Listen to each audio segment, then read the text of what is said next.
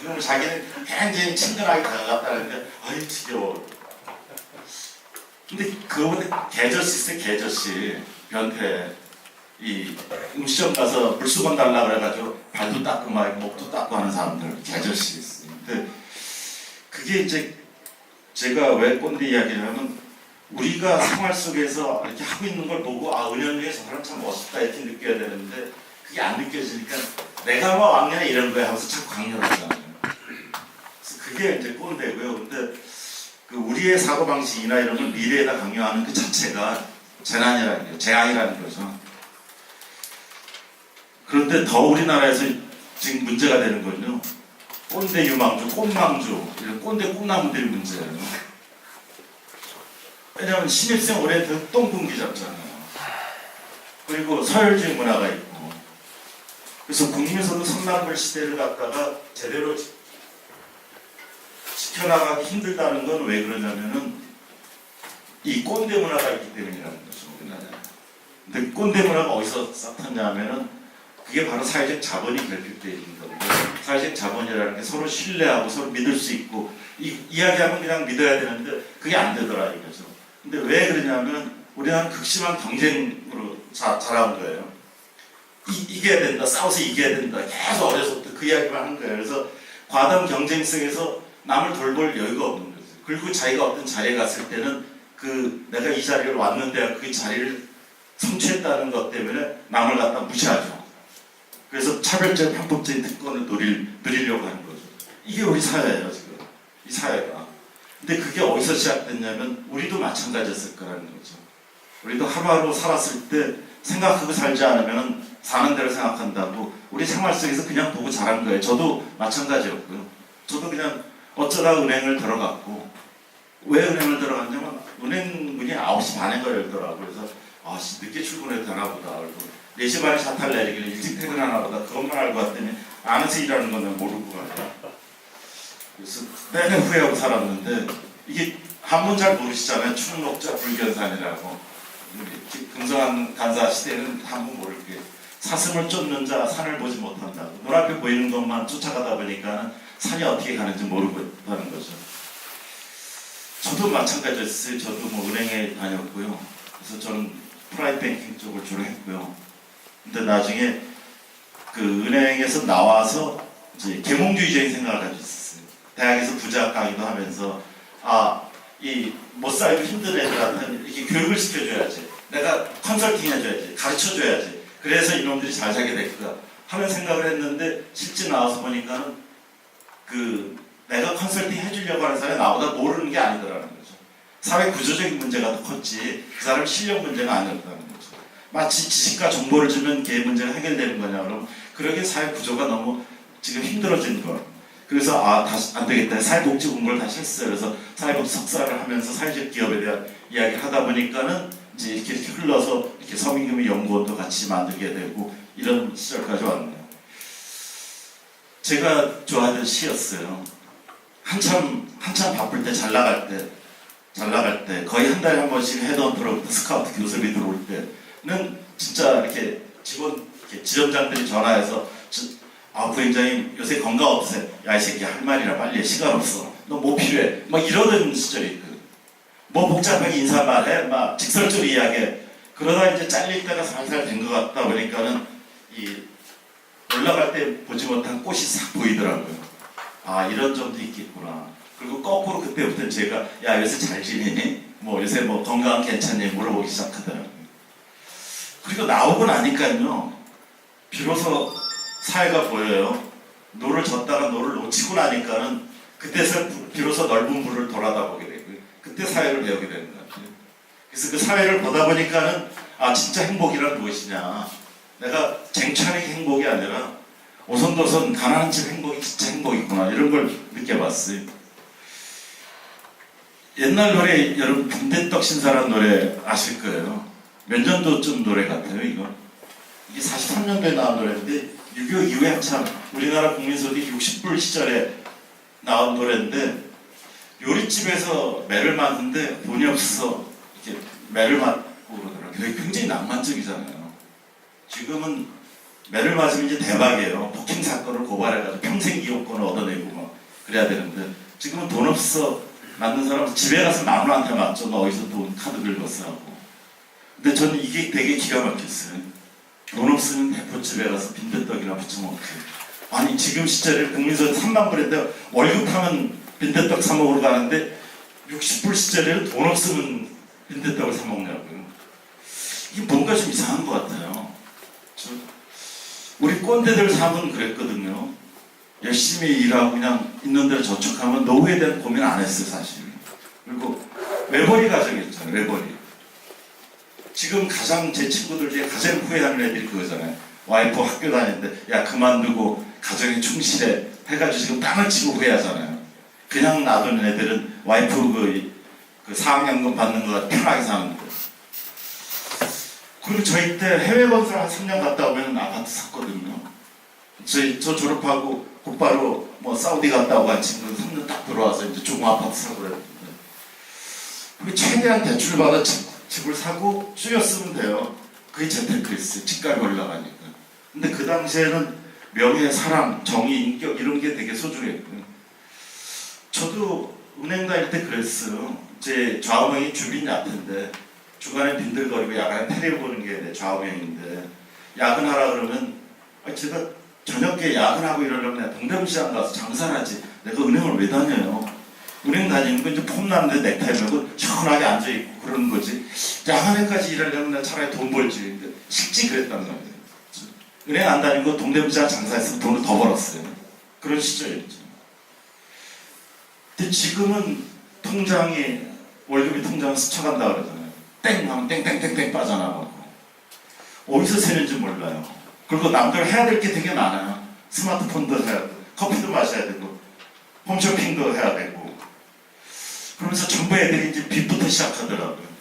하우스푸어에서 렌트푸어, 교육 에듀푸어, 인슈런스 푸어, 카푸어, 또 투자 잘못한 애들, 또 가족 관계 때문에, 가족 때문에 그도저도 아니야 마인드셋이 푸어예요. 돈이 있어도 마음이 공허해. 전부 가난한 사람들만 있는 것 같아요. 시계가 없어. 그래서 해방동의 시대 우리가 이제 국제시장이라는 영화를 봤을 때 여기 계신 분들은 눈물도 흘리고 그랬을 거예요. 감동적이다. 근데 젊은 애들은 저게 왜 감동적이지? 왜 그러지? 하면서 그 이야기를 나눠봤더니 아빠 시절에는 뭐든지 앞에 보이는 게 없어가지고 뭐든지 하면은 그게 이루어졌던 시대고 지금 시대는 앞이 끝까지 보이는데 자기 죽을 때까지가 개천에서 여기 나왔을 때 이미 다 세팅이 돼 있는데 그게 왜 감동적이냐. 그리고 제일 좋았던 세대는 요 세대인 것 같아요. 50년에 54년 어영부영하고 그냥 계속 밀려 올라갔어. 저기 김영국 대표님이 그거죠. 대부분 임원 승진하고 뭐 정년까지 근무하고 그 다음에 이제 베이비부모 세대. 사실 베이비부모 세대도 우리 세대 동안에 지금 전쟁도 한 번 없었고 진짜 편하게 산 시대예요. 남들이 우리는 고생한 것 같지만은 그때 이제 공돌이 공순이 나오고 핵가족 나오고 여성의 4.17 나오고 중산층의 뿌리 아파트 시대가 나오고 이 58개띠가 이제 베이비붐 세대 상징이라는데 58개띠들이 아파트값을 올렸잖아요. 58개띠들이 막 나와서 사회에 나와서 막 아파트 사기 시작할 때가 89년도 막 90, 그 무렵에 집값이 폭등했잖아요. 그래서 신도시 개발 뭐 하고 분당이니 일산이니 그 이야기 막 나오던 시절이잖아요. 그 70개띠들 이제 같은 개띠끼리 70개띠는 70개띠는 사회에 나오려니까 IMF가 와가지고 좀 늦었어요. 늦어서 조금 늦게 출발한 사람들. 그나마 IMF가 빨리 회복됐기 때문에 시작했는데 이 58개띠가 또 큰 집을 사기 시작해 2000년대 초당 되니까 이제 40평대 대형 평수로 옮겨가기 시작했잖아요. 그래서 집값이 막 폭등했잖아요. 그러니까 70개띠들이 그냥 급해가지고 나도 사야지 해서 사가지고 70개띠 하우스푸어에 다 물렸어요. 70개띠들이 그때 하우스푸어로 기껏 사놨더니 2008년도 금융위기가 오면서 또 폭락했잖아요. 그래서 그때 하우스푸어로 죽어난 친구들 그래가지고 괜시히 좀 회복되나 해가지고 팔았더니 팔고 나니까 또 최근 몇 년 동안 다 올라버렸어. 이게 70개띠 비극이에요. 근데 82개띠는 뭐라 그러는지 아세요? 씨발 아직도 비정규적이야. 파리개띠는 더 심해요. 그럼 구사개띠는 몰라 이 생망이야. 어차피 이 세상 망했는데 뭐 지금 이게 세대 간의 어떤 갈등으로 비춰지는 거예요. X세대들은 고도 성장의 폐해를 절감하면서 사회 모순도 느끼면서 아날로그 향수가 디지털에 익숙해졌는데 지금 우리가 만나야 되는 건 밀레니얼 세대예요. Y세대라고 하는 거예요. 밀레니얼 세대, 요즘 것들이라고 표현하는 거예요. 요즘 것들의 생각은 부모 세대보다 못 사는 최초의 세대입니다. 그러니까 이 베이비 부모 세대한테서 길들여서 자라면서 굉장히 풍요롭게 자란 거예요. 풍요롭게 자라서 사회에 딱 나오니까 너무너무 막막한 거예요. 더 고통스러워요. 차라리 베이비 부모 세대는 어려서 힘들게 살다가 나오니까 닥치는 대로 뭘 해도 거둘 수가 있었는데 여기는 안 되는 거예요. 그래서 성장 분배에 관심이 있고요. 고령사회의 부담을 또 다 짊어질 수가 있습니다. 우리 지방자치단체들이 둘레길 무진장 개발을 해놨잖아요. 전부 이 베이비 부모 세대들이 안 놀러 다니고 그 빚은 이제 젊은 애들이 또 다 갚아야 되는 4차 산업이 이끌어가야 돼요. 그래서 서울에 이제 못 살아요. 그러면서 권위에 부정하고. 그래서 요새 애들 생각은 굉장히 달라요. 근데 그걸 갖다가 우리가 자기가 우리의 기준으로 바라보고 있으니까는 요즘 것들 진짜 못돼 먹었어. DNA가 달라 그러고 요즘 것들은 우리를 보고 저 꼰대들 이야기도 안 통해. 이렇게 보는 거예요. 그러면서 우리 사회가 어떻게 갔나 보면은 우리 이게 자본주의 초기 시장이 이제 시장에다 자유를 전했다가 후기 자본주의라는 게 이제 그 세계적인 공황이 오면서 그때 이제 케인즈 학파들이 한 게 후기 자본주의인데 신자유주의가 80년대부터 이제 전 세계적으로 신자유주의가 물들기 시작했잖아요. 우리나라는 신자유주의에 상당히 거부하는 태도를 취하고 있다가 IMF 때 그냥 그대로 그냥 굉장히 급속히 받아들인 거죠. 시장에 다시 자유를 줬어요. 그래서 그 전에는 경제적으로 힘들면은 누가 그치 이렇게 불행하지 도와줘야 되는 거 아니야. 근데 지금은 누가 힘들지 그러면 멀리하는 거죠. 동창 중에서 누가 이번에 망했대 그러면 전화번호에서 지우잖아요. 왜? 뭐 팔로 올까? 뭐 도움 달라 그럴까 봐. 그래서 그게 바로 소외계층을 생성하면서 인간에게 점수를 부여하게 되는 거죠. 자본주의에 대한 반성 다보스 포럼에서 했던 건데요. 자본주의가 처음 만들어진 도덕적 감성과 윤리적 배경이 이렇게 바닥에 깔려있어요. 도덕 감성론이라는 게 아담 스미스가 그거부터 써놓고 그 다음에 보이지 않는 손 이야기를 했는데 그 도덕적 감성과 윤리적 배경이 없어졌다는 거죠. 그러면서 자본주의가 창의력을 해방시켰고 모든 사람들이 번영과 최상의 기회를 줬는데 어떤 문제를 줬냐 우리가 가치 있게 여기는 거에 점수를 부여하기 시작한 거죠. 점수를 부여해서 그 점수 때문에 가격을 부여하는 것 때문에 지금의 금융소외계층도 나오고 빈곤층도 나오고 양극화 현상이 나옵니다.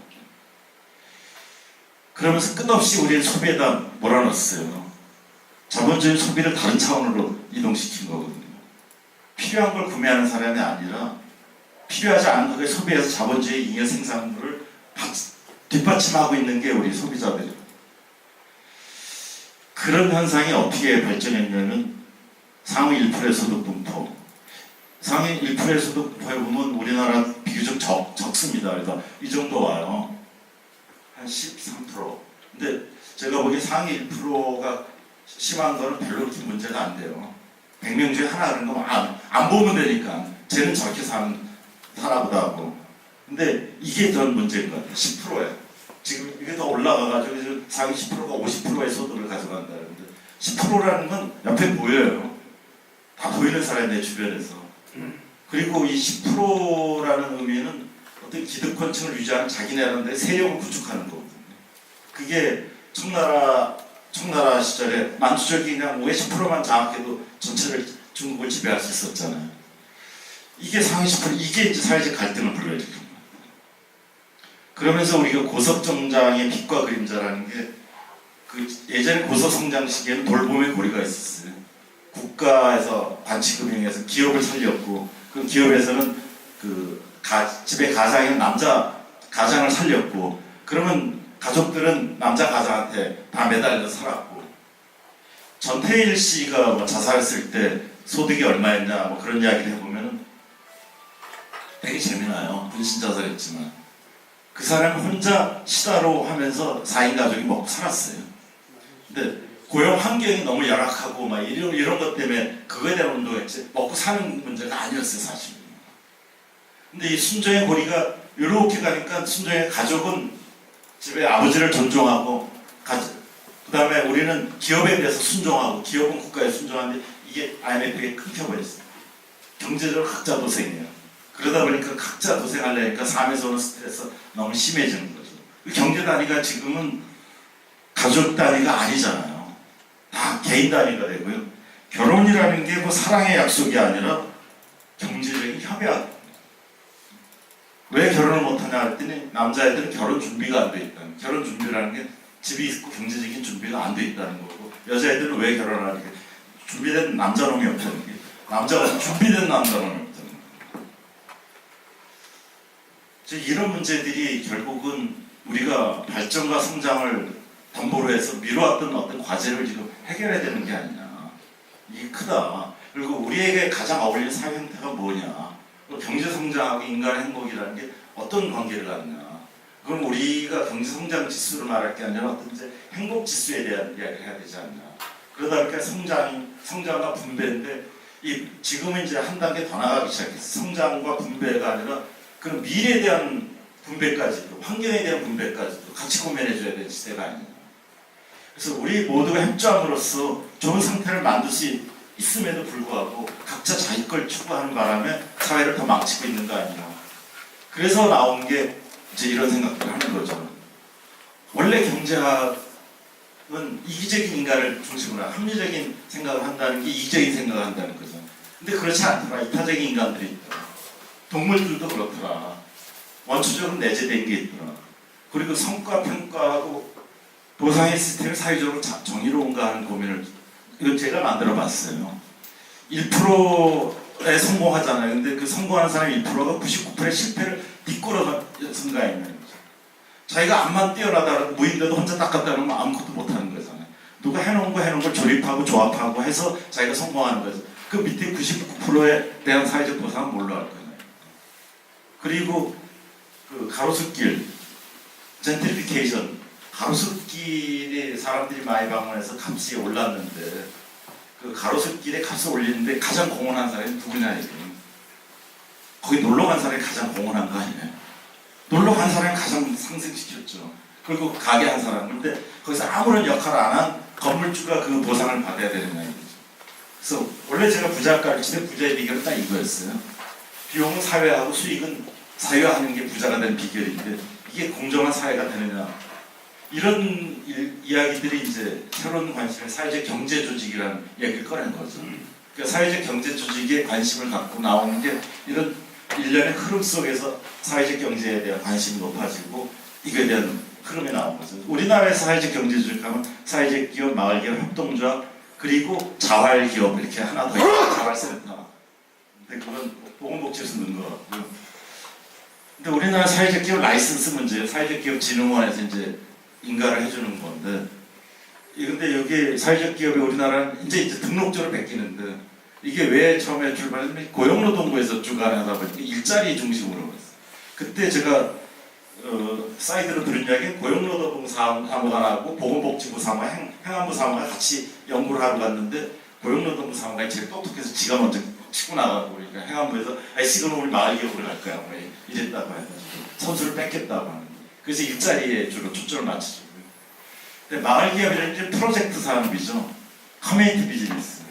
협동조합이나 법률적인 거 이런 문제고 약간의 성격의 차이가 있는데 어떤 지향점은 같다고 볼 수 있을 것 같아요. 시대 화두로 부상하고 있죠. 근데 계속 지금 그런 고민해요. 동그란 내용 뭐냐, 뭐 이게 맞는 이야기냐. 돈 벌려고 발버둥 치는 것도 힘든데 이렇게 사회적으로 가치 있냐 하면서 돈이 벌어지느냐, 지속 가능하냐 계속 숙제로 있어요. 그러면서 전문가들에 대해서는 새로운 사회적 역할에 대한 요구가 나온 거죠. 대부분의 전문가 90%는 다 돈 있는 사람을 위해서 일합니다. 우리는 우리 역량은 소외된 90%에서 써야 된다는 사회적 요구가 나오는 거죠. 그리고 실제로 기존 시장은 이미 성장의 여지가 없다는 거예요. 신자유주의적인 성장은 이제 더 이상의 성장의 여지가 없다. 밑으로 돈을 돌려야 한다. 근데 밑으로 돌리는 게 사회복지적인 차원이 아니라 기업적인 차원에서 와야 된다는 이야기가 나옵니다. 그래서 빈곤 퇴치 프로그램이라는 것도 그걸 지원해서는 안 된다 이거죠. 적절한 가격으로 판매해야 됩니다. 무상으로 지원해주는 게 결코 성공하지 못한다. 아프리카에 그렇게 돈을 많이 퍼붓는데 그러면 그 돈, 그게 제대로 아프리카 성장했느냐. 우리가 옷을 걷어서 아프리카로 보내줬더니 그걸 분배하는 과정에서 그 독재만 더 강화시켜줬지. 그리고 그 나라 섬유산업을 갖다 망쳐놨지. 그게 진정으로 도움이 됐느냐 하는 이런 반성들이 나오는 거죠. 그래서 이러한 사회적 경제에 관한 이야기들을 뒷받침하는 게 사회적 금융이죠. 이제 사회적 금융에 관한 이야기 이제 시작하려고 합니다.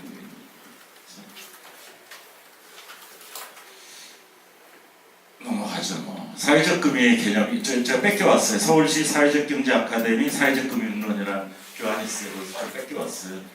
그러니까 민간 투자, 국가 재정 활동 등에 의하여 금전적 재무적 이익과 함께, 여기까지는 일반적인 투자랑 똑같아요. 일반적 금융의 이야기예요. 여기까지. 맨 밑에 사회적 목적 달성 등 비재무적 수익까지 고려하는 금융활동. 그러니까 하나가 더 붙은 거죠, 금융에. 그래서 여기에 대한 예시들이 뭐냐면 지역경제 활성화라든지 사회적 기업 지원이라든지 협동조합 활성화에 따른 금융지원, 또 개인이나 영세 중소기업의 금융 배제를 해소하는 그건 이제 서민금융의 영역이 되죠.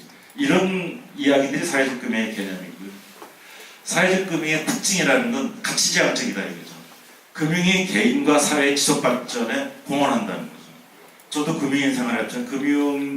저 처음 시작할 때 굉장히 공적인 기능을 했어요.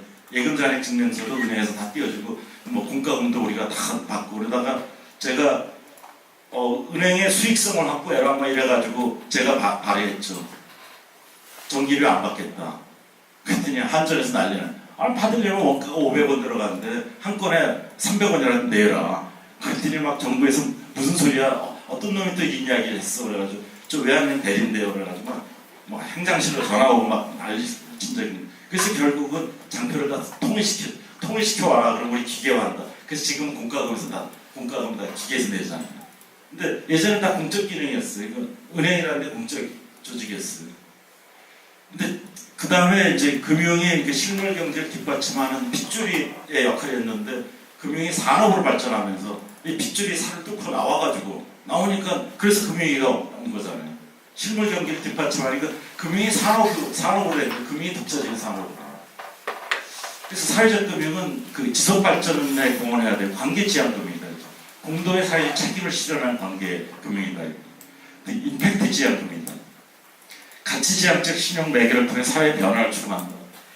그 임팩트라는 단어에 대해서 굉장히 이렇게 어려워하고, 그래서 임팩트 금융이 뭐냐는데 저렇게 되게 쉽게 그 골프 칠 때 이렇게 딱 때리는 게 임팩트잖아요 원래. 근데 그 딱 때리는 순간이 아니라 그냥 저희가 아웃풋이 뭐고 아웃컴이 뭐고 임팩트가 뭐냐 할 때 저는 그렇게 해석을 했어요. 이렇게 퐁당퐁당 돌을 던지자, 뭐 누나 몰래 돌을 던지자는 노래 있잖아요. 연못에 돌을 딱 던졌어요. 그게 인풋이었죠. 몇 개 떨어뜨렸냐 하는 게 아웃풋이에요. 물속에 몇 개. 근데 여기 물결이 파장이 터져나가잖아요. 그게 아웃컴이고요. 그게 이제 저 건너편에서 나무를 씹는 누나의 손등을 간지러워서 이렇게 재밌게 해주는 게 임팩트예요. 그게 파장이 이렇게 퍼져서 다른 사람은, 그러니까 아웃컴이라는 건 변화까지 나타나게 한 거고, 임팩트는 그래서 다른 사람에게 영향을 미치는 것까지. 그래서 임팩트를 해석할 때 그냥 사회적 가치 창출로 해석해버리면 되지 않냐, 저는 그렇게 보거든요. 근데 정확한 의미는 재무적 수익 외에 비재무적, 사회적, 문화적, 환경적 영향을 말하는 게 임팩트죠. 그 사회적 금융의 유형을 보니까요, 보통 알고 있는 마이크로파이낸스 서민금융 영역이죠. 금융 소외계층 대상의 금융. 근데 마이크로파이낸스도 핵심적인 기능을 봐야 되는데, 마이크로파이낸스 돈을 대주는 게 마이크로파이낸스가 아니에요. 돈을 대주면서 그 사람의 재기를 도와주고 컨설팅해주고 도와주고 뭐 이런 것까지 포함한 일련의 과정이 들어갔을 때 마이크로파이낸스거든요. 근데 우리나라는 그냥 돈 대주는 걸로 그냥 이해하는 바람에 좀 꼬여 나간 것 같고요. 그 다음에 사회 목적 투자, 임팩트 인베스트먼트. 투자 목적이 금전 이익이 아니라 사회적 목적에 함께 추구하는 거죠. 그래서 임팩트를 창출한다 해서 임팩트 인베스트먼트라고. 협동금융이라는 건 이제 보통 우리 알고 있는 신협, 공제회, 우리끼리 자조금융 우리끼리 모여서 우리끼리 돈을 모아서 우리끼리 힘든 사람에게는 좀 도와주자는 거고요. 지역금융이라는 게 커뮤니티 파이낸스, 지역경제 활성화. 사실은 우리나라의 지방은행도 이 지역금융으로 출발한 거고요. 상호신용금고라고 시작한 것도 사실 지역금융에 대한 의미를 시작했는데 변질된 거죠. 그래서 저 대구에 있을 때 왜 자꾸 서울로 가냐. 그냥 여기서 살자. 그리고 가고 싶으면 동남아로 가자. 해외로 가자. 왜 서울로 가서 싸우려고 하냐. 지역금융에 대한 거죠. 근데 이 지역금융에 이제 저런 걸로도 많이 나오죠. 지역화폐 이야기. 지역화폐에 대해서 굉장히 사회적 경제 분야에 있는 사람들이 굉장히 지역화폐에 열광을 하더라고요. 제가 그랬어요. 야, 원화도 지역화폐야. 그죠? 원화가 지역화폐잖아요. 그럼 경상도 화폐, 전라도 화폐 그러면 경기가 발전하냐? 남들은 거 통합하고 있는데. 근데 이제 그 지역에서 돈이 안 빠져나가고 그 안에서 돌게 만든다는 거죠. 그래서 이제 재래시장 상품권 이런 것도 지역화폐. 지금 몇몇 지자체에서 그걸 시도를 하잖아요. 그러면 어떤 시도를 해야 되냐면 저번에 그것 때문에 저도 약간 컨설팅에 가입 좀 들어갔었는데 강원도에서만 하는데 그러면 강원도에 진입할 때 돈을 강원화폐로 바꾸게 만들겠다 이게. 그럼 누가 바꾸냐? 그러니까 100원을 가지고 120원을 주겠다 이게. 그래서 강원도에서 쓰고 강원도에서 빠져나가면 다른 못 쓰니까는 그걸 갖다 또 이제 거기서 물건을 더 사갈 거 아니냐. 그럼 마치 우리가 어디 동남아 놀러 가면은 돈 바꿨다 쓰고 나올 때 면세점에서 그냥 동전까지 털털 털어서 뭐 사고 나오는 거 똑같은 걸 했는데 저는 이거에 대해서 약간 회의적이에요. 그러면서 이게 어떻게 더 활성화될 수 있을 건지에 대해서 작은 단위에서는 굉장히 재밌는 효과를 보는데 근데 원래 지역화폐의 컨셉은 그 사람 인건비의 그 가격을 매기지 않는 거였거든요. 왜냐면 변호사가 도와줬으면 1시간을 도와줬으면 쿠폰을 받으면 목수가 또 1시간을 같이 도와주고 하는 그 교환 증표 이렇게 했을 때는 굉장히 효과가 있는데 화폐로서는 좀 그래서 이거에 대한 것도 소랑설레하는 게 많아요. 그래서 크게 봐 사회적 금융 유형이 마이크로 파이낸스, 임팩트 인베스트먼트, 협동금융, 지역금융 그리고 기타 부류로서 이제 크라우드 펀딩. 크라우드 펀딩이라는 게 이제 P2P나 원래 성격은 똑같은데 내가 이런 걸 하고 싶은데 많은 사람들 모으는 거죠. 그 뜻에 참여하는 사람들. 그래서 크라우드 펀딩은 이제 기부형이냐 후원형이냐 뭐 이렇게 여러 가지 갈래로 나오죠. 그래서 나중에는 이게 그 증권형 크라우드 펀딩에서 이제 투자로 지금 인가를 받고 있는 거예요. 그 다음에 P2P 금융도 뜻은 굉장히 좋아요. P2P 금융은 퍼슨 투 퍼슨이라고 많이들 알고 있는데 그게 아니고 피어 투 피어 여기서 여기까지.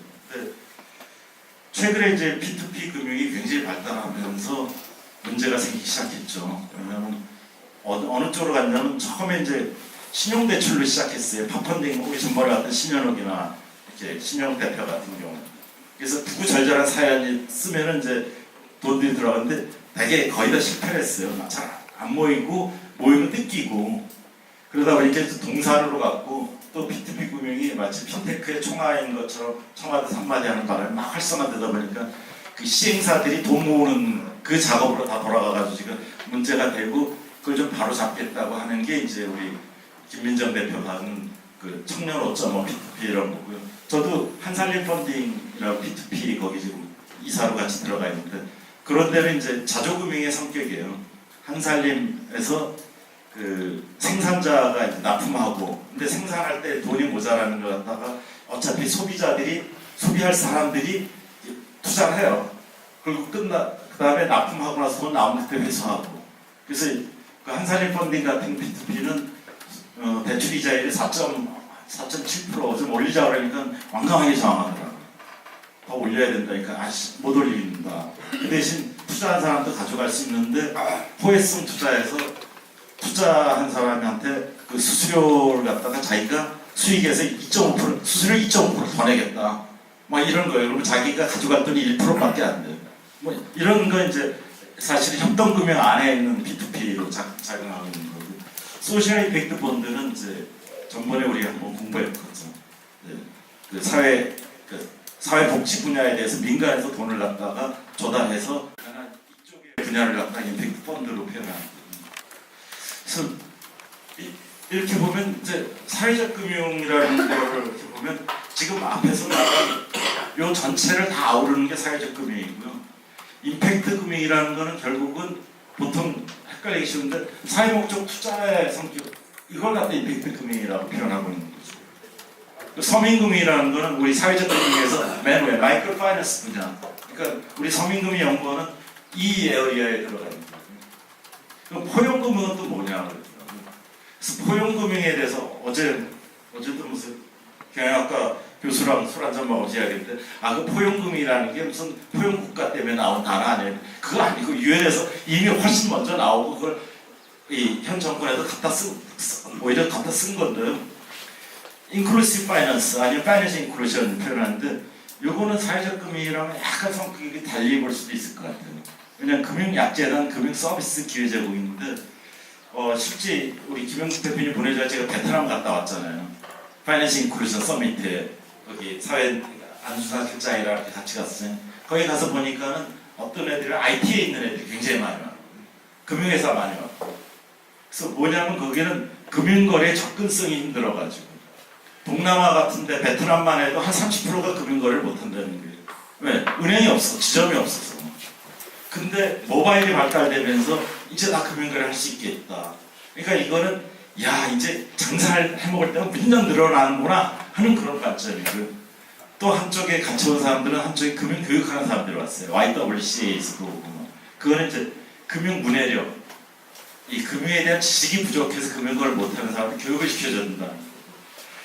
그래서 우리나라에서는 그래서 이게 포용금융의 신용소외 우리가 주장하는 신용소외겠지. 신용 문제 때문에 금융거래를 못하는 사람에 대한 포커스를 맞추는 게 우리가 서민금융연구원에서 포용금융 이야기했던 신용소외 소비자 보호 쪽에 대한 포커스를 맞추는 거죠. 그러니까 성격은 조금 같으면서도 다른 것 같아요. 근데 포용금융에서 새로운 추세가 뭐냐면은 금융서비스 접근성, 이게 접근성의 문제였거든요. 거기서 발전해서 금융적 건강 및 경제적 능력화를 강조하기 시작하더라고요.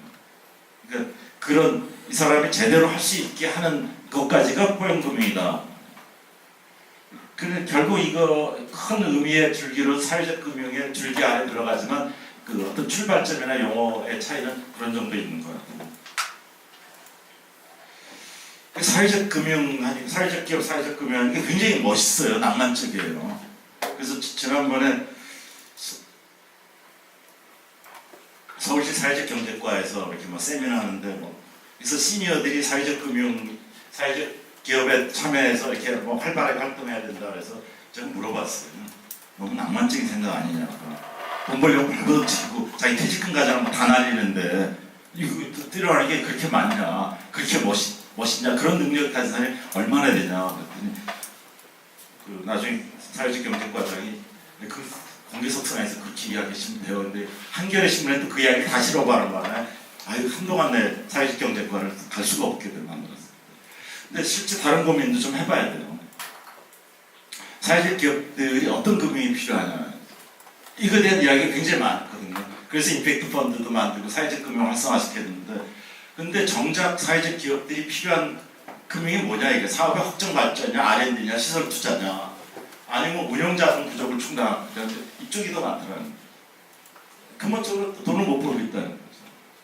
그래서 제가 물어봤어요. 막연한 구체적으로 뭐 하려는데 돈이 필요하냐 어디다가 투자를 해주면 되냐 그냥 돈이 못 살아요. 그러면 대출해달라는 거 후원해달라는 거 물품 구매해달라는 거예요.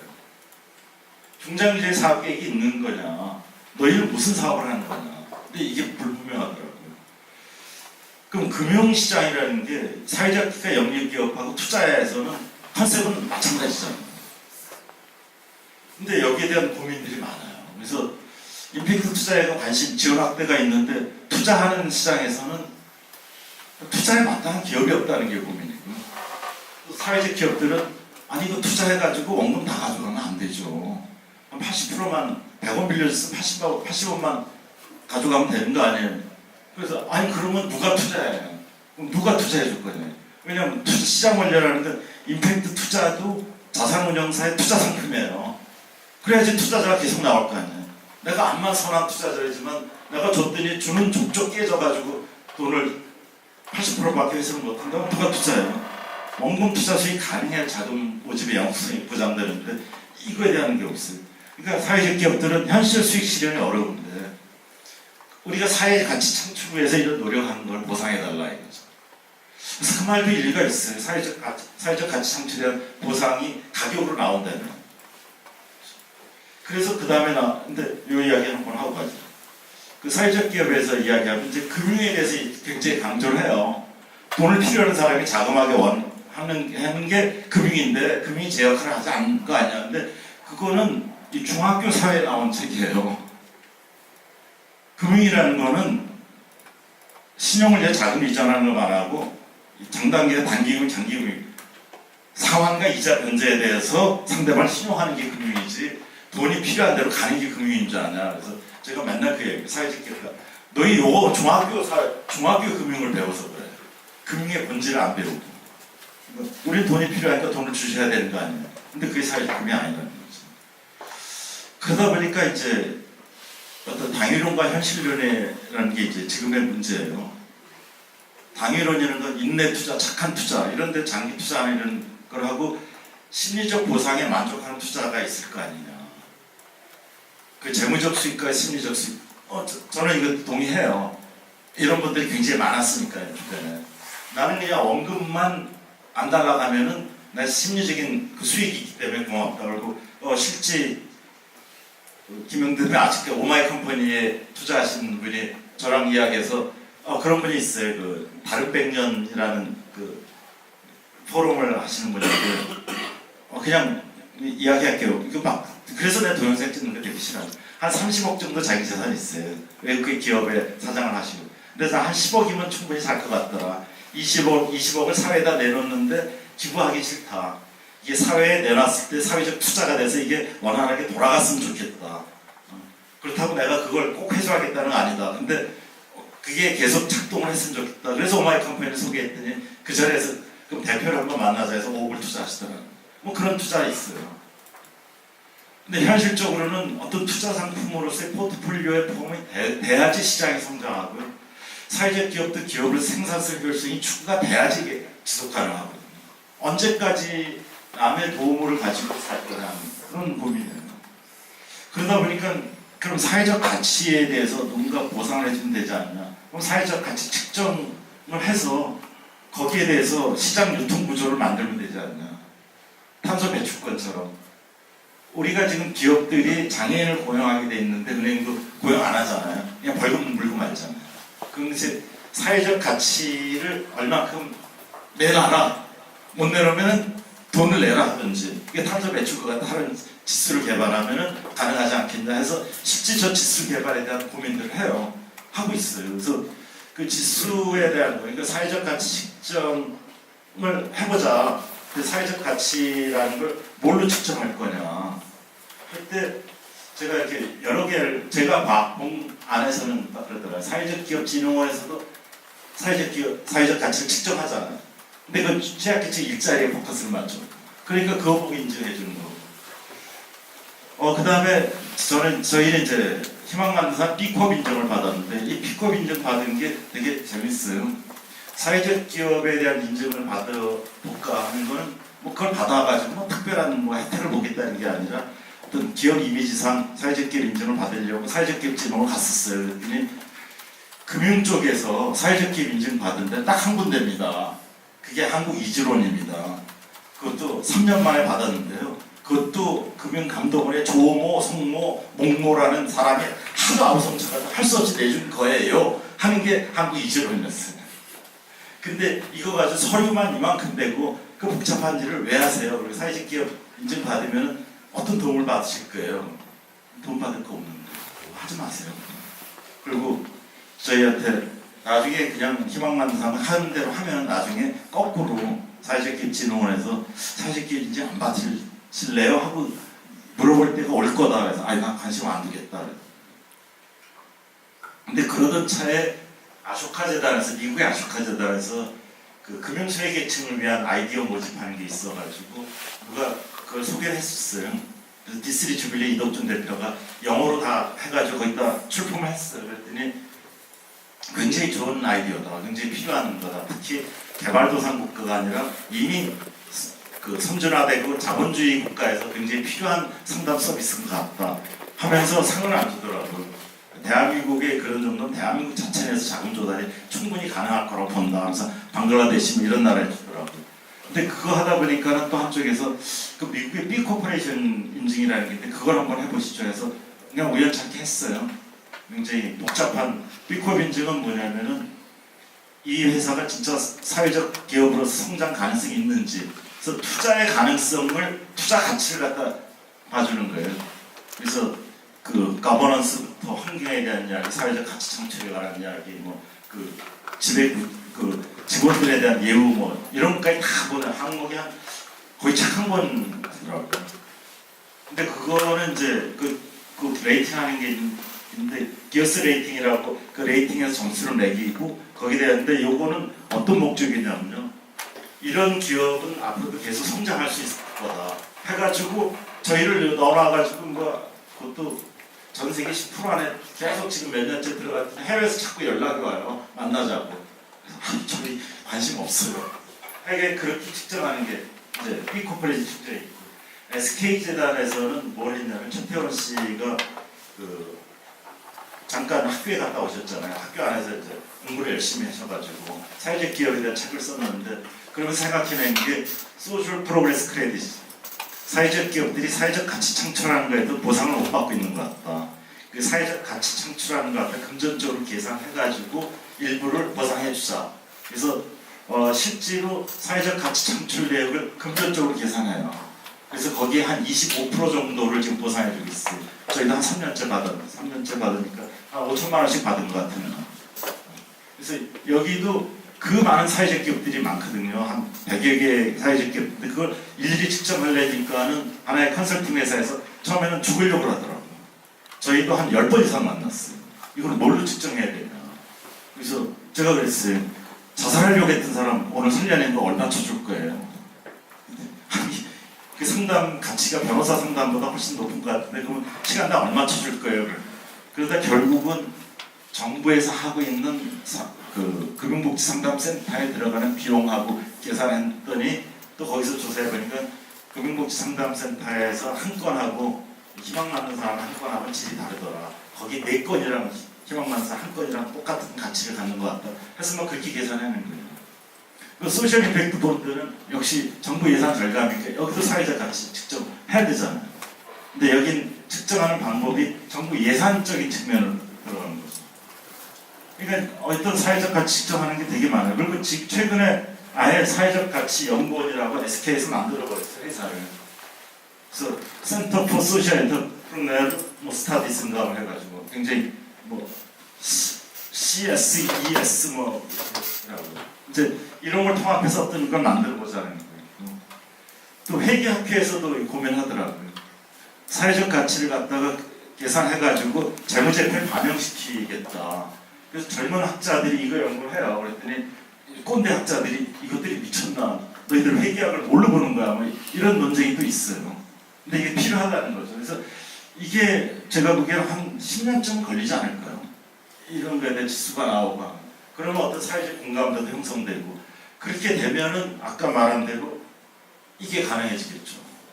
사회적 가치에 대한 보상 뭐 이런 거 그런 게 좀 가능해요. 근데 지금 현재는 안 되는 이야기예요, 지금. 그래서 저도 그 사회적 기업이라는 게 이제 결국은 사회적 기업하고 거기에 대해서 자금을 지원해 주는 게 사회적 금융이라고 볼 때 사회적 기업이 그럼 사회가치 창출하고 고객가치 창출하고 일치하느냐 하는 고민이 되게 많더라고요.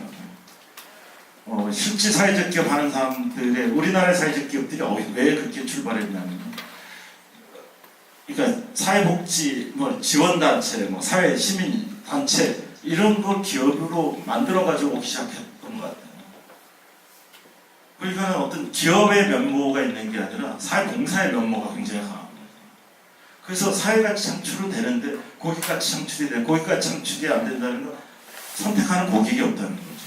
그래서 고객가치 창출은 우리가 물건을 사거나 뭐 할 때 어떤 기능적인 필요가 있는 건지 심리적인 욕망이 있는 건지 그에 대한 솔루션으로서 이게 마케팅이 되는 건데 그럼 대상 고객이 있고 문제에 대한 대안 솔루션 이게 정렬이 됐을 때 물건이 팔리는데 과연 사회적 기업이 그게 정렬이 되고 있느냐. 그러면서 소셜 벤처의 어떤 미션이 있어요. 적응하되 유연해야 되거든요. 근데 굉장히 또 뭐라 그럴까 오소독스한 면들을 지키더라고요. 우리는 이런 정신으로 시작한 겁니다. 여기 이런 정신이 시작해서 우리가 출발하기 때문에 그런 간접적인 마케팅 기법을 사용하는 건 우리의 본질에 안 맞습니다. 조금 비슷한 이야기 해보면 우리가 이제 한산일 펀딩에서 지난주 이사회를 하면서 제가 문제를 제기했어요. 이제 1년짜리 대출에서 이제 3개월짜리, 6개월짜리 이렇게 단기 대출도 같이 병행하자. 그러면서 단기 대출에서 금리를 좀 높이는 걸 하자 그랬더니 그러면 각 그 대출 받는 말하자면 생산자들을 평가를 해가지고 등급을 매겨가지고 가상금리를 매기자 그래서 그건 아닌 것 같다 그랬어요. 왜냐하면 생산자의 그 규모라든지 뭐 수익성이라든지 이런 걸 보고 등급을 매겨서 주자고 그러면 그건 사회적 금융이 아닌 것 같다. 우리 자조 정신이라는 건 같이 이렇게 모여서 누가 필요할 때 도와주고 다시 받아오고 하는데 거기 이자 개념이 들어가는 것 자체도 사실 자조금융에서 좀 고민해야 될 부분인데 거기다 가상금리 적용하는 건 아닌 것 같다 해서 한참 논쟁거리다가 없애버렸어요. 근데 한쪽에서는 아니 그렇게 해야지 수익을 높이는 거 아닙니까? 그런 고민도 있었고요. 그래서 어떤 본질을 지키는 어떤 그 기준 가치 본질을 지키되 유연해야 된다는 거죠. 왜냐하면 제 본질을 지키는 게 코트를 입는다고 해서 본질이 흩어지는 거 아니란 말이에요. 겨울 되면 코트를 입고 여름 티셔츠로 갈아입고 하여튼 내 본질을 지키고 있는 거고 환경이 변화에 적응하는 거죠. 그래서 소셜 미스라고 시장 적응에 대한 숙제가 계속 남아있는 거예요. 사회적 기업이란 명예의 굴레를 벗어야 되는데 당당한 영리 기업으로 성장해야 되는데 지금 이게 우리 오늘 서민금 주치하고도 똑같은 이야기잖아요. 그 멋있어, 폼나, 이거 하고 싶어. 그럼 어떻게 굴러갈 거예요? 그렇죠? 영리 기업으로서 굴러가야지 협동조합도 살아나는 거고. 그리고 기업의 비즈니스 모델 자체가 사회가치 창출이 돼야 되고 그 안에 사회가치 창출이 고객가치 창출해서 같이 어우러져야 되거든요. 그러다 보니까 지금 사회 서비스 분야에 머물지 않은 4차 산업 분야로 진입을 해야 되는데 지금 사회 서비스 분야는 굉장히 수작업적인 거에 계속 머물러 있더라고요. 저희도 서민금 주치도 이제 상담하는데 4차 산업을 집어넣는 게 바로 그거예요. 핀셋이나 이런 데 해가지고 앱으로 거래 내역이라는 데 다 읽어와가지고 소위 말하는 고객을 처음 만났을 때 팩트 파인딩이라는 걸 갖다가 다 읽어와 버리는 거죠. 그럼 거기에 대한 판단만 우리가 개입할 수 있게 이게 결합돼야 되는 거죠. 그리고 글로벌하고 로컬을 같이 추구해야 되는데 근데 굉장히 재밌는 것 중에 이 사회적 기업에 두 가지 갈래가 있어요. 사회적 기업이라고 해서 떠드는 하나의 축이 있고요. 소셜 벤처라고 해서 또 외부에서 들어오는 친구들인데 소셜 벤처 쪽에 관심 있는 애들은 사회적 기업에 대해서 되게 우습게 봐요. 실제로. 근데 소셜 벤처 쪽에 있는 친구들은 굉장히 공부를 많이 한 해외에서 공부해가지고 굉장히 글로벌하게 덤벼들고 있고 4차 산업 가지고 중심에 들어오고 있고 근데 이쪽 소위 말하는 시민단체 쪽에서 오는 사람들은 옛날 방법 그대로 답습하고 있고 그러면서 그게 오소독스하다고 이걸 빨리 해쳐야지 그래야지 투자 유치 전략이 어떤 기대 수익 구조에 몰리는 거지 그냥 착한 일 한다고 투자가 들어오는 게 아니라는 거죠. 사회적 금융의 숙제예요 제가 보기에는.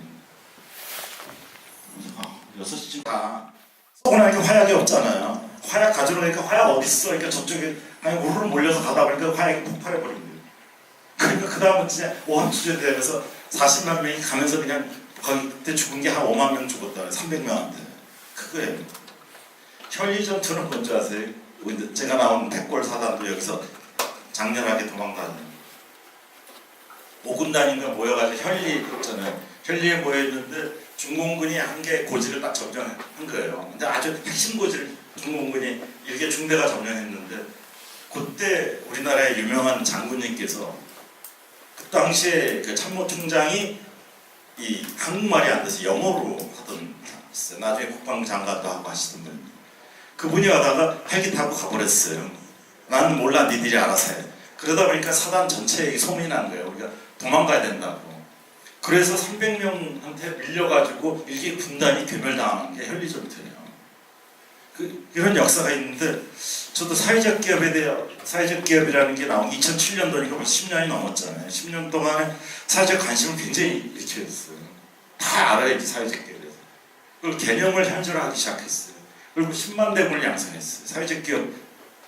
지금의 젊은 애들은 예전에 민주화 운동, 노동 운동 하는데 사회적 기업 운동을 해요. 이 트렌드로 막 가고 있는 거예요. 그럼 굉장히 성공했는데 패전이 뭐냐면요. 아니 과거에 7천년 전투에서도 그랬잖아요. 이순신 장군이 안 됩니다 그랬더니 너 빠져 엄마. 야 그냥 가. 정부 주도로 정부 주도로 하다 보니까 사회적 기업 지는 건 정부 주도로 하다 보니까 이제 진도가 안 나가고 전부 정부 돈이나 받아가지고 하려고. 그래서 사회적 기업 설립해놓고 정부 지원 끝나면 끝나고 하는 이런 패착이 온 거고요. 시장에 적응한다는 게 제가 말한 대로 조총으로 무장했으면 거기서 제일 먼저 해야 되는 건 시스템의 훈련이거든요. 일선, 자, 총재, 쏴, 이선으로 빠져, 이선 앞으로 가, 뭐 호각을 불고 이걸 해야 되는데 그거 없이 그냥 조총으로 무장하니까 하는데 지금 시대적인 패러다임이 4차 산업으로 가고 그 패러다임이 바뀌고 있는데 옛날에 구태의연합 거 가지고 계속 지금 지키는 거예요. 그러니까 사회 서비스, 사회 복지의 그 개념을 계속 쥐고 있어요. 사회적 기업이 성장 못하는 거고요. 사회적 공감대라는 게 너무 한쪽에 치우쳐가지고 자기 입장을 강조하다 보니까 반발심을 가지고 저희 집에서도 그래요. 사회적 기업 이야기하면 그 빨갱이 같은 이야기 좀 하지 마. 당신 요새 뭐하고 다녀? 우리 저희 집 사람도 그래. 뭐 설명을 해도 야 기본소득제라 필요해. 그러면 어떤 새끼 뭐 다 놀고 먹게? 뭐 이런 이야기하고 사회적 공감대 형성이 굉장히 약해졌어요. 왜냐하면 그걸 골고루 이렇게 서로 설득하고 이해시키고 해야 되는데 그게 없는 거예요. 그래서 그 언저리 안에 우리 서민금융연구원이 지금 딱 앉아 있는 거예요. 그래서 제가 보기에 우리 서민금융연구원도 제가 왜 꼰대 이야기를 했냐면 90%가 꼰대거든요. 그렇잖아요. 그래서 제가 그 사회연대에서 교육할 때 맨날 하는 거잖아요. 이때까지 내 사회에서 배운 경력과 경륜을 살려서 뭐 후배들을 위해서 공헌하고 싶다. 경륜은 없다니까. 정과밖에 없다니까. 성장 시대의 그 논리를 갖다 후배들한테 적용시키는 그 정과라니까 맨날 그러잖아요. 그러면서 실체를 정확히 봐야 되는데 저희가 그 주장을 했잖아요. 가계부채 문제가 40조를 퍼부어도 왜 해결이 안 되냐는 건 현장에 대한 정확한 시각 없이 그냥 공급자 위주의 책상머리에서 공급하니까 하는 거죠. 즉 그런 것도 우리 자체가 지금 고민해야 될 숙제인 것 같아요. 숙제. 또 있나? 이건 제가 강의하면 항상 이렇게 직접 광고를 포함하고 있습니다. 저희 희망사 광고도 생착하고 합니다. 저희 정체를 보니까 사회적 금융에서 서민금융에서 신용소외계층 회복하는 게 우리의 영역이에요. 희망 만든 사람들의 영역은. 그래서 사회적 가치 도전을 우리 두 가지 가지고 도전했어요. 빚으로 고통받는 사람이 없는 건전한 사회가 됐으면 좋겠다. 그리고 인간의 존엄성이 금융시스템보다 존중받아야 된다. 금융시스템 안에서 인간을 갖다가 말살시키는 인간의 가격을 매기는 거예요. 그래서 한번 고금리스를 빠지면 노예가 더 못 벗어나는 거죠. 그리고 인간이 맞는 금융시스템 안에서 가정이 해체되잖아요. 이혼하고 자살하고. 이혼하고 나서 이게 안쪽으로 에너지가 안쪽으로 들어가면 자살하고 에너지가 바깥으로 나가면 범죄를 저지르고 하는 건데 그럼 빚을 갚아나가면서 금융시스템 준수하는 게 과연 자본주의 사회의 정의냐 그 의문부터 시작한 거예요. 대한민국의 자살의 원인 70% 이게 경제적 어려움 때문에 가정 불화가 오고 그것 때문에 외로워지니까 이게 다 경제 문제죠. 70%가 사실은 자살의 70%가 경제 문제라고 하는 거죠. 그래서 저희 요새 굉장히 많이 와요. 이상하게 자살 예방센터에서 자꾸 보내면 소문 나가지고 참 자살 시도했다가 뭐 병원에 있는 분하고 통화를 해야 되지 않나 뭐 이런 경우가 참 많은데 그 빚에 대한 걸 저희는 이런 시각으로 보고 있어요. 우리가 병에 걸리거나 질병에 걸리면 생활 습관이 잘못되거나 위생 건강 지식이 부족하거나 외부 환경이 안 좋거나 사고가 발생하거나 근데 빚 문제도 그래서 발생한다 이거죠. 소비 습관이 잘못됐거나 신용관리 지식이 부족하거나 열악한 경제 환경에 그쳐서 하거나 그러니까 여기에 이제 어떤 교육의 영역이 필요한 거고 여기서는 경제 환경에 대한 건 일자리라든지 이런 영역이 필요한 거고 그 다음에 사고 발생에 대해서 여기에 대해서 어떻게 대처할 건지 이미 몰락해버린 거 이런 것들의 이야기죠. 그러니까 병의 치료나 빚에 대한 문제 해결이랑 같다는 이야기죠. 근데 이 질병은 신의 영역인데 질병에 걸린 사람 살려고 발동쳐요. 근데 인간의 영역에서 덫에 걸린 사람 죽으려고 발동치는 게 이게 잘못된 거다. 그래서 빚을 질병이나 산업재해로 간주한다면 이게 하나의 사회 서비스 아니냐 이거죠. 사회적 약자에게 하는 그 병원을 사회 서비스제도로 보잖아요. 빚에 대한 치료를 해주는 것도 사회 서비스로 봐야 된다는 거죠. 이걸 계속 주장해서 몇 년을 아웃선 쳤더니 작년 말에 금융위원회에서 민간의 신용상담기구 활성화 방안이라고 이렇게 채택해줘서 정말 다행인 것 같아요. 그럼 그 돈을 어디서 또 낼 거냐 그래서 금융회사의 사회적 자기 책임에 대해서 책임감 물어야 된다 그래서 금융회사에서 부담하는 걸로 또 금융위원회에서 이렇게 방향을 잡아줘서 되게 고마운 것 같아요. 그래서 저희는 부채 탕감보다 부채 상담이 필요하다는 거죠. 이런 철학으로 하여간에 저희 먹고 살고 있습니다. 그리고 두 가지 이야기를 해요. 인간은 전체의 빚 문제에 우선한다. 왜냐하면 빚 문제 때문에 가정이 깨지거나 자살하거나 이래서는 안 된다. 그리고 해결 안 되는 빚 문제는 없다. 뭐든지 해결할 수 있어요. 떼먹으면 되죠. 떼먹으면 돼요. 뭐 그게 그렇게 나쁜 게 아니라는 거죠. 이게 모랄 해저드를 불러일으킨 거 아니냐 그러는데 어디까지가 모랄 해저드냐 이거죠. 그러면 금융회사에다 이자를 내느라고 가정이 파괴되고 애들이 굶주리고 이런 게 진짜 그게 모랄 해저드냐. 그걸 염두에 두고 이렇게 미리 하는 사람은 모랄 해저드가 될 수 있겠죠. 근데 실제 모랄 해저드를 이야기하는 사람들은 그 사람 그 실제 빚의 고통에 빠져 있는 사람들이 현황을 모르는 거죠. 그냥 막연히 생각해요. 누가 돈 떼어먹으려고 자기 그 힘든 상황을 겪겠어요. 그리고 저희 상담하는 중에 상당 부분은요 한 10년 이상을 이렇게 살았는데 전혀 빚을 못 갚고 오히려 늘어났어요. 그런 분들이 많아요. 그래서 그만하세요. 떼어먹으세요. 그러면 펑펑 울어요. 그 자리에서. 저 그렇게 살지 않았어요. 아니 그 새끼들 다 가져갔다니까 이제 떼먹자니까 그럼 뭐 전 그런 사람 아니에요. 펑펑 울어요. 그때부터 설득하기 시작해요. 되게 중요한 이야기예요. 자, 제 이야기는 여기서 이제 끝내고요. 그리고 질의응답 시간을 가져라고 해서 뭐 궁금한 거나 하는 건데 도움이 되면 말씀하는 거 마이크도 드릴 테니까요.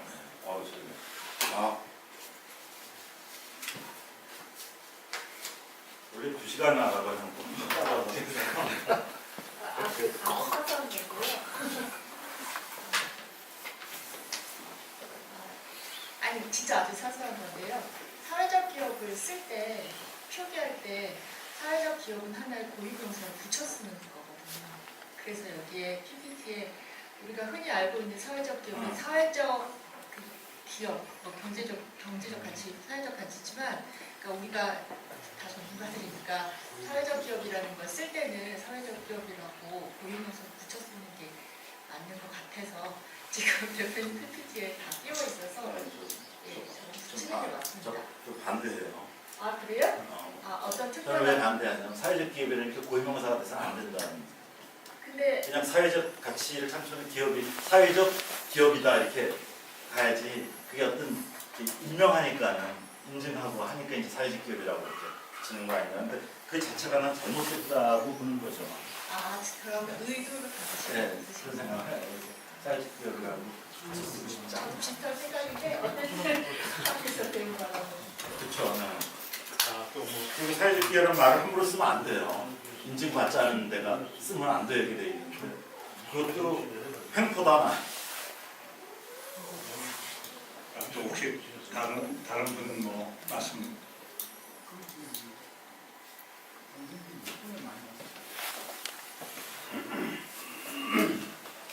어떤 사람들은 그 사회적 기업인이 이걸 갖다가 너무 좌파 성향이 많다고 할 수도 있는데 또 그런 생각도 저도 들어가요. 그래서 거기에 대해서 어떻게 그 반대 논리가 있습니까?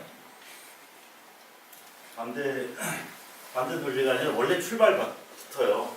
사회적 기업 출발할 때 좌파 성향 있는 사람, 그 활동하던 사람들이 사회적 기업으로 많이 진입을 했어요. 그러다 보니까 좌파라고 이렇게 보는데 그 다음에 이제 오른쪽에서 오기 시작했어요. 오른쪽에서 오기 시작한 사람들 누구냐면 퇴직자들이 이렇게 좀 오른쪽에서 오고 이렇게 오고 있는 것 같아요. 근데 오히려 젊은 친구들은 좌파니 우파니 생각 없이 이거 만든 거예요. 그래서 좌파 우파 생각도 이제 끝나가고 있는 게 아닌가. 그 문제는 이제 거의 끝나가고 있는 거예요. 처음에는 그런 느낌이 되게 많이 들었어요. 사회라는 말을 사회적 이러니 하면 그냥 좌파로 그냥 압구정동에서 비하를 쓰면 되게 싫어했어요. 우리 손님들 자체가 그 여기는 뭐야? 당신 그런 데 관심 많아? 그래서 싫어했어. 근데 지금은 거꾸로 가는 거죠. 그럼 한 분만 더 바뀌시면 많이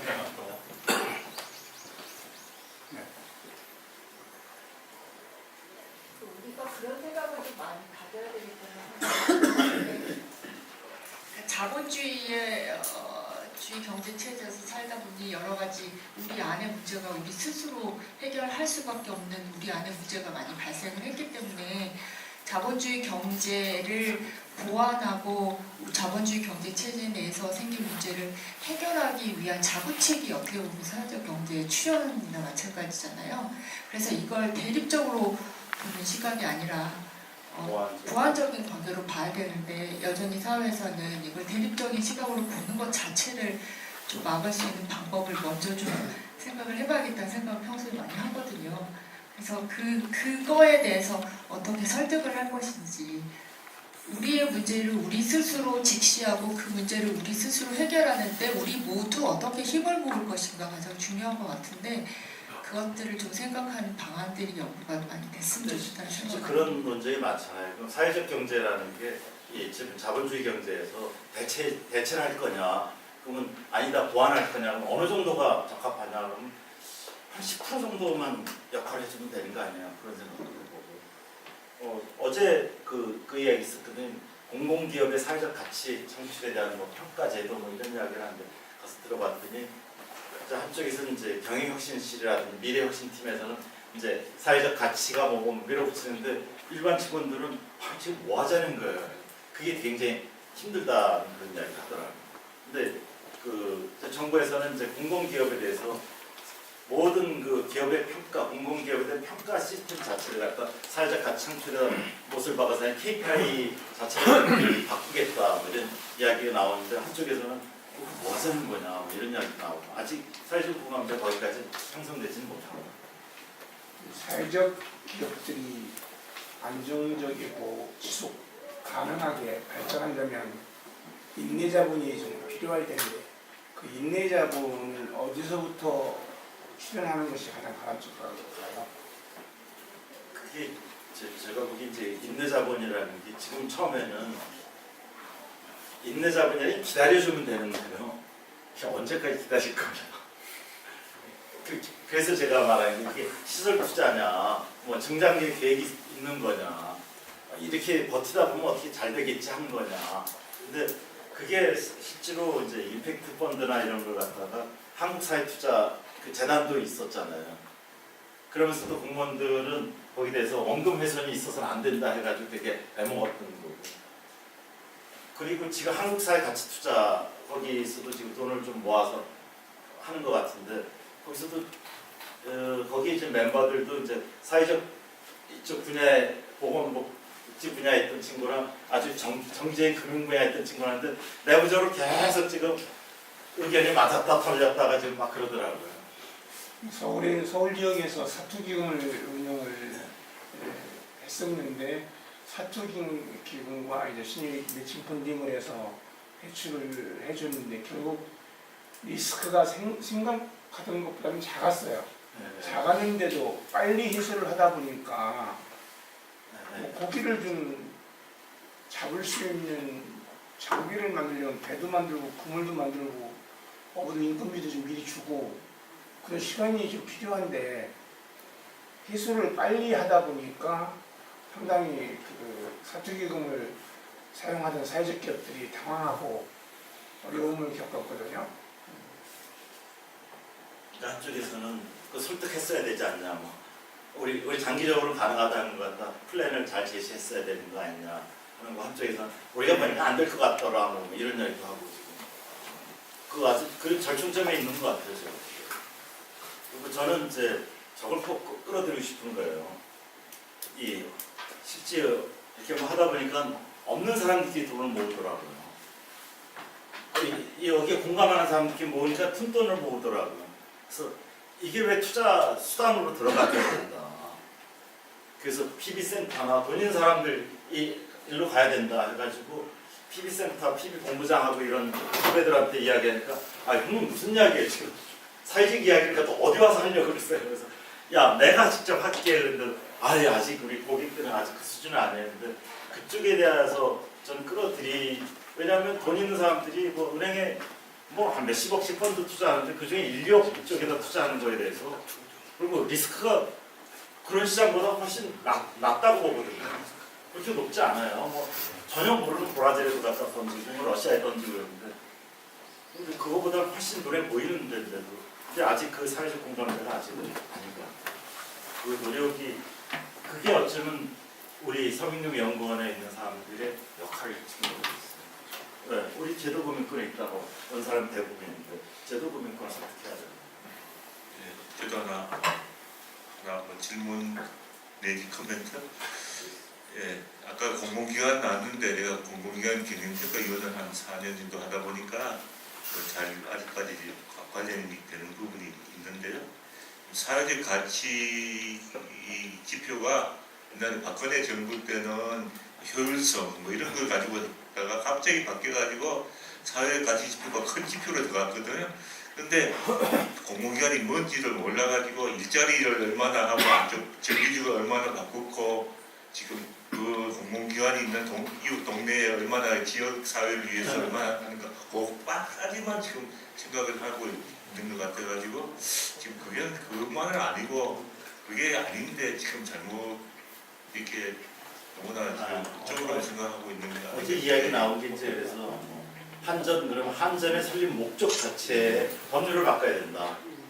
뭐 그런 왜냐하면 효율적인 뭐 이게 아니라 뭐 국가의 뭐 정부 뭐 이러이러한 사회적 가치라는 게 그 안에 들어가 아예 설립 목적 자체에 대한 표현을 바꿔야 된다는 거예요. 그래 바꾸면 또 정부가 바뀌면 또 그럴 수가 있으니까 이렇게 구분을 해는 거. 이제 그걸 바꿔놓으면 이제 생각도 바뀌어져야 돼요. 그리고 재미나는 것 중에 하나가 결국은 그래서 사회적 가치 평가해가지고 KPI로 평가한 그 자체가 똑같은 거 아니냐는 이야기도 나왔어요. 뭐냐면은 사회적 경제 조직에 굉장히 또 바람직한 건 그 과정이라는 게 되게 중요시하더라. 과정 자체가 사회적 경제의 힘이다. 근데 과정은 없이 결국은 거기다 점수를 매기면 마찬가지 되는 거 아니야. 그럼 거기에 따라서 움직이면 그게 효율성 추구랑 뭐가 달라지냐 해서 그런 문제까지 나왔어요. 그러니까 되게 지금 연구해야 될 과제들이 있는 거죠. 그리고 아까 사회적 가치, 사회적 경제가 시장 뭐 자본주의 시장의 실패로만 이야기하는 것 같은데 사실은 그 정부의 실패도 이게 상당히 이야기를 해야지 이게 시장 실패, 정부 실패 때문에 사회가 나서서 한다고 그 정부 실패 이야기도 같이 덧붙여주면 더 좋을 것 같고요. 그리고 이게 아까 나도 어디 가서 선보여야 되니까 내가 58년 개띠인데요. 58년 개띠하고 70년 개띠하고 82년 개띠, 94년 개띠 다시 한 번만 이야기해 주시겠어요? 58 개띠들이 문제를 이 58 개띠들이 중학교 시험도 안 봤잖아요.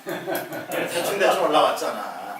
그리고 졸업할 때 다 취직 다 됐잖아요. 그리고 참 개띠가 그런 게 아니라 아이 58 개띠가 상식적이에요. 그래놓고 58 개띠들 편하게 크고 그리고 밑에 똑똑한 애들 오니까 걔네들 다 부려먹고 그래놓고 58 개띠들이 집을 딱 사기 시작한 게 89년도 90년 그 무렵이에요. 왜냐하면 결혼하고 딱 그때 막 집값이 폭등했잖아요. 폭등하면서 그때 신도시 개발 이야기나 200만 원 건설을 하고 막 이야기 나오고 근데 58 개띠들이 조금씩 커가지고 애들이 크니까는 왜냐면 우리 때는 15평, 18평만 구해줘도 행복해 그랬는데 이게 이제 애들 크니까는 40평대 그래서 중대형 평수에 인기가 굉장히 높아간 게 한 2002년도, 3년도 그때부터 그러면서 이제 부동산 다 끌어올렸잖아요. 그러니까 70개띠들이 집 마련해야 되는데 저거 우리 앞세에서 다 올려놨는데 막 축사에 가서 빚내가지고 딱 샀더니 금융위기 와가지고 그냥 폭락해가지고 그래서 그때 하우스포들이 굉장히 많이 생겼어요. 근데 그때 자기 계산이랑 정확히 맞아떨어져 버티면 되는데 버틸 수가 없을 거예요. 그래서 저희 상담받은 사람 중에 그런 케이스가 굉장히 많았어요. 부동산 그때 들어갔는데 원리금 내고 그러다가 집에 경제 상황이 좀 안 좋아지니까 금융위기 오니까 또 다른 분위기가 안 좋아지잖아요. 그러니까 돈이 모자라서 팔아야 되는데 안 팔리는 거예요. 그 잘절매가지고 갱신이 좀 올랐다. 이제 8년 다 팔고 나니까 이게 또 붓달같이 올라가지고 아 진짜 상담 잘못 받아서 집 안 팔고 버텼으면 좋았을 텐데 뭐 이런 이게 지금 시대적 팔이겠다든지 아직도 비정규직이라니까 시집이 안 됩니다. 아직도 비정규직인데 지금 무슨 집이야 나 전세도 못 월세 살고 있는데 부산은 어차피 잘못 태어난 세대 그냥 괜히 그러죠. 저희 잘하십시오. 빨리 통하시려고. 제가 만든 이야기인데 뭐 그걸 적으세요. 저기 질문도. 아직 끝났는데 친구라고 문살 정경원 시청소하고 좀 그- 보내주시오. 지금 사실 기업이라고 붙였었습니다. 기업이란 말이죠. 그렇다고 그러면 결국엔 뭔가 이익을 추구하는 것 같고 투자한 사람에 대한 배당을 또 얘기를 해야 되는데 지금 사회적 기업은 영리 기업이 아닌가요? 영리 기업이에요. 영리 기업이 기업이죠 기업. 이게 복지 수준이 아닌 거죠. 복지 차원이 아닌 거죠. 근데 지금 이 사회적 기업을 보다 보면 뭐 극단적으로 가다 보면 최고 수원까지 가고 있는 거 아닙니까?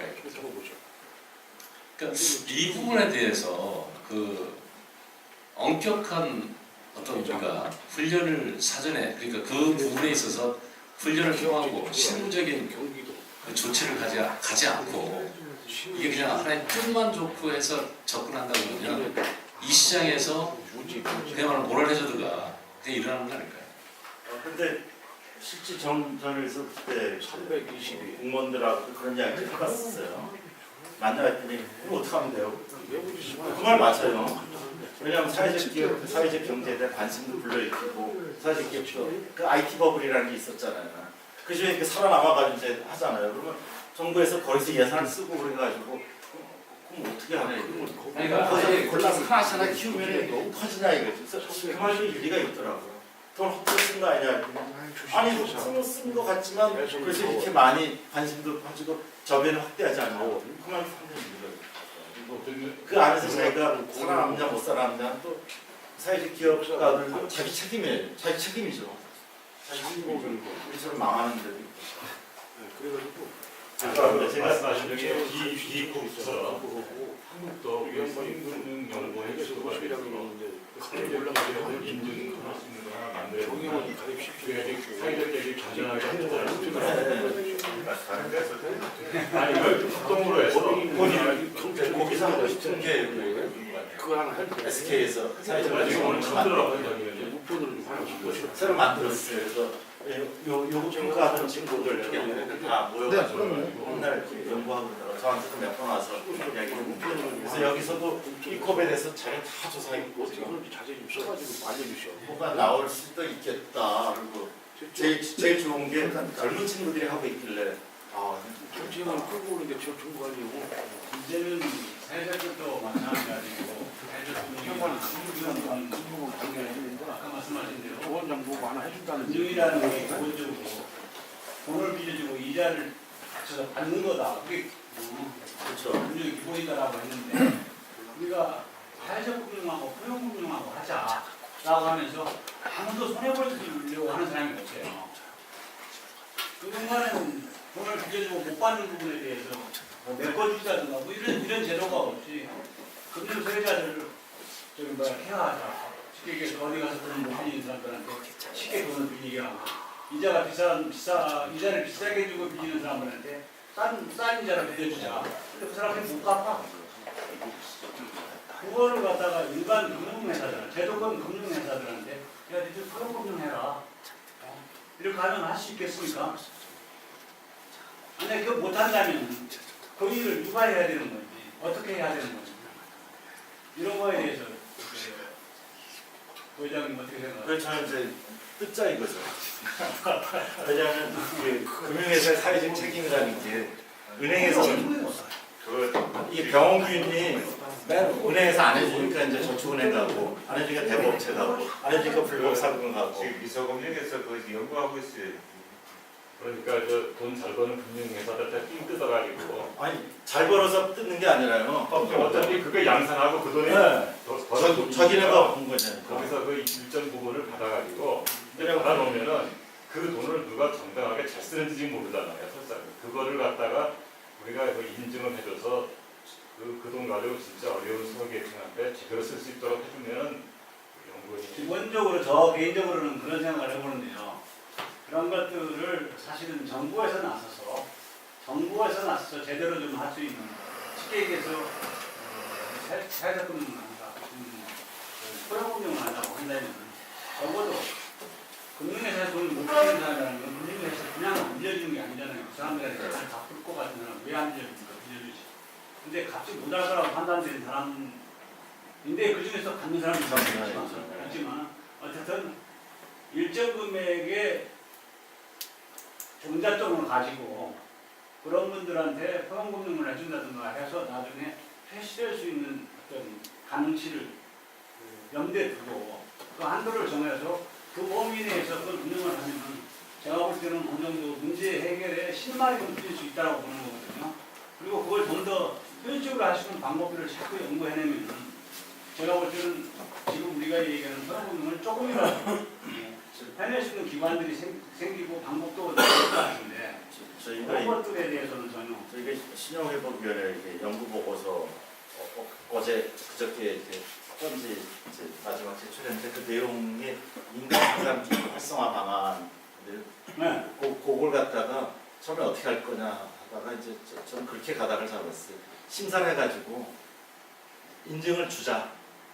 너희 회사는 너희 상담기구는 할 수 있어. 그렇다고 해서 돈을 주는 게 아니라 어떤 프로젝트 하는 거냐. 그리고 여기에 대해서 평가를 하고 또 이게 민간 상담기 또 워크숍도 하고 해서 계속 기술 개발 좀 하고 그다음에 신용 회복이랑 역할 분담하고 이런 과정들이 꽤 지속되고 그러면서 아까 말한 대로 그 비용에 대한 거는 금융의 자기 책임, 탄소 배출권 이런 것처럼 좀 보조를 받고 현재로서는 그게 방안이 아니죠. 그건 마지막 단계에서 얘기고 기본적으로 금융을 익히는 단계에서 그래서 이제 저것도 이제 보고서에 같이 넣었어요. 왜냐 상담을 했더니 신용과 상관없이 이 사람의 상담을 쭉 해봤더니 이 사람은 돈을 빌려도 될 것 같다. 그래서 추천하면은 거기다 대출해줘라.